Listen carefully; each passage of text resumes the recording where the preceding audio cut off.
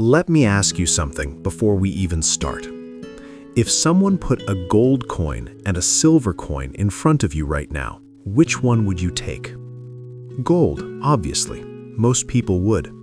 And honestly, that's the problem. Because there was once a girl who kept choosing silver every single morning. And everyone around her thought she was foolish. Even her own father wasn't sure what to think. But she wasn't foolish. She was just playing a completely different game than everyone else.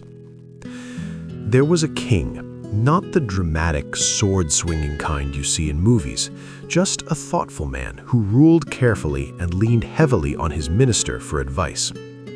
One morning, the king said something in court, casually, almost like a joke. "Minister, you're a wise man, but I hear your daughter isn't quite like you." A few people in the court smiled. The minister kept his face calm, but inside, something tightened. The king explained. Every morning when he visited the marketplace, he'd place 2 coins in front of the minister's daughter, 1 gold, 1 silver. And every time, without hesitation, she picked silver. The minister walked home slower than usual that day. He wasn't embarrassed, he was confused. He knew his daughter.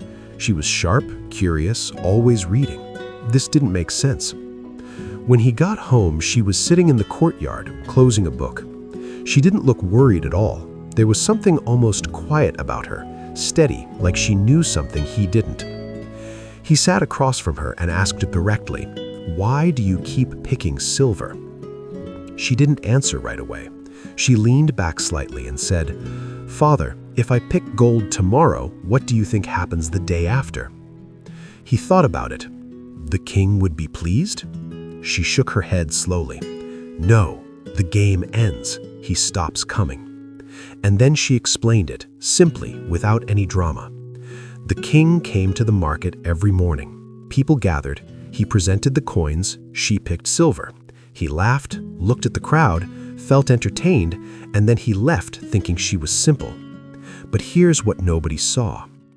She went to her room and pulled a small wooden box from under the bed. When she opened it, silver coins, dozens of them, piled on pieces of cloth, quietly sitting there. "1 gold coin," she said, "would have made me look smart for a day. But this is what steady choices look like." The minister picked up a few coins. They were cool in his hands, but what he felt in his chest was warm, something between pride and a quiet kind of awe.